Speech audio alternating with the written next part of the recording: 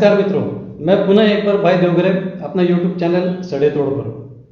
मित्रों, भाजपा शरद पवार के चंगुल में फंस गई है, चक्रव्यूह में फंस गई है।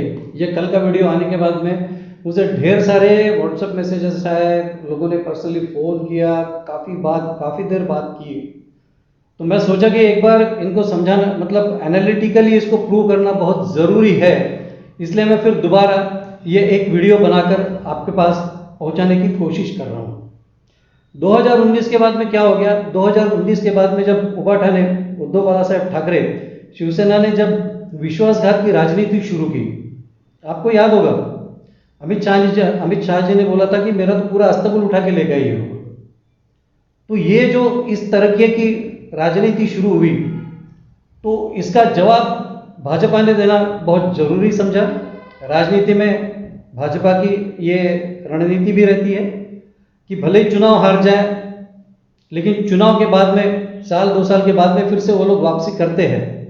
कैसे करते, क्या करते हैं, अपना अपना तरीका है।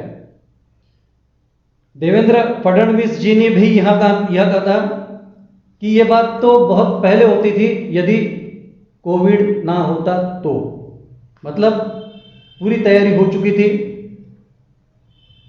कि शिवसेना के 30-35 लोग जिनको इलेक्शन के वक्त भाजपा ने सपोर्ट करके जिताया था, वो 30-35 लोग तो पक्के भाजपा में आने को राजी थे, क्योंकि उनको जो एनसीपी के साथ में युति किया था वो पसंद नहीं थी। अच्छा, दूसरी बात, पहाटे का शपथ विधि, मतलब सुबह सुबह जो शपथ विधि हुआ था, उसमें शरद पवार जी ने क्या वर्ड यूज किया? मैंने गूगली डाली थी। उन्होंने ऐसा नहीं कहा था कि भैया शरद पवार को मैं तुम्हारे पास इसलिए भेजा कि मेरे को राष्ट्रपति शासन हटाने का था। ऐसा बोलते तो एक अलग मैसेज जाता था लोगों तक कि अजित पवार, अजित दादा भाजपा में आते हैं, तब भाजपा का कुछ बड़ा गेम बजाने का जब होता है, तब अजित दादा को शरद पवार इस्तेमाल करते हैं। इस तरह का मैसेज जाता था, क्योंकि अभी दोबारा उनको इसको इस्तेमाल करना था। तो इन्होंने राष्ट्रपति शासन हटाने का कुछ भी वर्ड अपने मुंह से निकाला नहीं, बल्कि उन्होंने क्या कहा कि मैंने गूगली डाली, उसमें भाजपा फंस गई। अभी ये जो है कौन सी, अजित दादा जो भाजपा को ज्वाइन करने आए, बाकी सब चीजें वित्त मंत्रालय वगैरह वगैरह सारी डिटेल मैंने कल दे दिए हैं, क्या होने वाला क्या नहीं होना। आज सिर्फ मैं एनालिटिकल समझाने वाला हूं कि अजित दादा को शरद पवार इस्तेमाल कैसे करते हैं। बाकी ये फिर अलग हो गए। फिर उसकी जो उन्होंने एनसीपी में बहुत सारा नाटक चला कि आप हमारे भगवान हो वगैरह वगैरह, पूरी ये नौटंकी मंडली है, इसमें अब तो कुछ आने का नहीं है। इन्होंने गेम प्लान क्या करके रखा है? गेम प्लान ये करके रखा है कि उबाठा शिवसेना और शिंदे शिवसेना, इनको अलग फाड़ कर दिया, अलग अलग कर दिया। अब इसकी वजह से क्या हो गया, दोनों अलग अलग इलेक्शन लड़ेंगे। लेकिन ऐसा एनसीपी ने किया क्या? एनसीपी ने, अजित पवार ने पहले ही ऐलान कर दिया भाजपा में आने से पहले कि भैया मैं राष्ट्रवादी कांग्रेस के झंडे पर लड़ने वाला हूं। ये सब होने के बाद में, जैसा उद्धव ठाकरे झगड़ा करके मेरे को चाहिए ऐसा बोलने के, ऐसा कुछ भी शरद पवार जी ने किया नहीं। शरद पवार जी ठंडे बस्ते में बैठे हैं। टाइटल और चिन्ह उनका कहना है कि ये मेरा भी है। अब इसका मतलब क्या है? इसका मतलब ये है, इसका बेनिफिट क्या है? तो इसका मतलब ये है कि अब एनसीपी, ये एक ही झंडे के नीचे, ये एक ही पक्ष के नीचे महाविकास आघाड़ी की तरफ से शरद पवार जी लड़ेंगे और महायुति की तरफ से अजित पवार लड़ेंगे।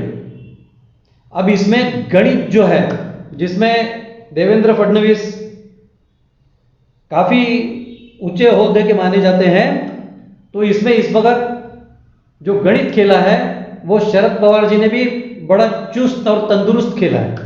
अब मजा देखो, अभी चलते लोकसभा की तरफ। लोकसभा में कितनी है टोटल सीटें? 48।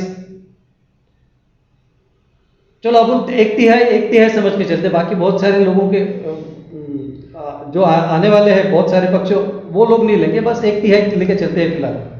तो वो क्या रहेगा? भाजपा 16 लेगा, शिवसेना शिंदे 16 लेगा और अजित दादा 16 लेगा। मतलब टोटल 48 सीटों पे इनका कैंडिडेट तय हो जाएगा। झंडा किसका है? राष्ट्रवादी कांग्रेस का, एनसीपी का। गणित कैसा है? अब चलो महायुति की तरफ चलते। बाकी इंडिया वगैरह अपन नहीं लेते, फिलहाल महाराष्ट्र की बात करते हैं। तो महाराष्ट्र में जो 48 सीटें हैं उसमें कांग्रेस है, उबाठा शिवसेना है और एनसीपी है। अब महायुति और महाविकास आघाड़ी में एक झंडा कॉमन है, वो है एनसीपी का। तो महायुति के महाविकास आघाड़ी के इसमें कितने वोट आएंगे? 16 कैंडिडेट 16 कैंडिडेट 16 कैंडिडेट, मतलब इधर भी 16 कैंडिडेट खड़े हो जाएंगे 48 के अगेंस्ट। अब मजा क्या आएगी इसमें? मैं जो बोल रहा हूं कि एनसीपी निगोशिएटिंग कैपेसिटी में बहुत ऊपर रहेगी और वो बहुत हार्श निगोशिएट करेंगी, ऐसा मेरा कल का कहना था। तो अजित पवार के यहां से ये लोग तो पूरा जीत के लाने की कोशिश करेंगे, 16 कैंडिडेट जीत के आए। और राष्ट्रवादी कांग्रेस के महाविकास आघाड़ी के 16 कैंडिडेट से उनको भी जिताने की पूरी कोशिश दोनों एनसीपी वाले करेंगे। और 48 में से 32 कैंडिडेट महाराष्ट्र में से आएंगे, ये मैं पक्का लिख के देता हूं।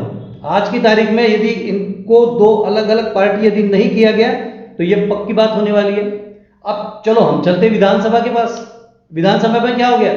विधानसभा में है 288 बटे 3 96। तो 96 कैंडिडेट विधानसभा में खड़े रहेंगे, 96 कैंडिडेट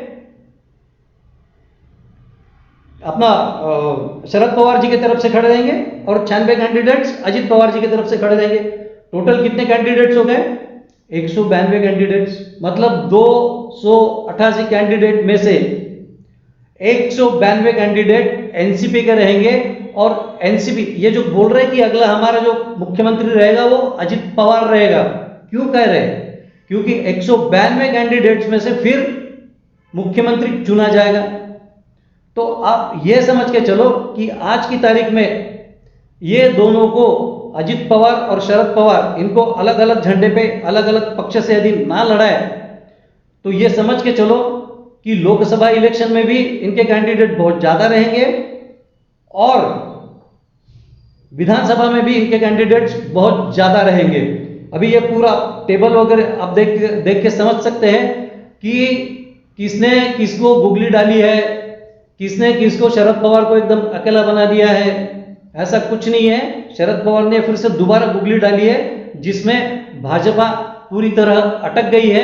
अभी यह निर्भर करता है कि भाजपा अजित पवार और शरद पवार ये दोनों को पूरी तरीके से अलग अलग कैसे करता है। मित्रों, आज के लिए इतना ही। धन्यवाद।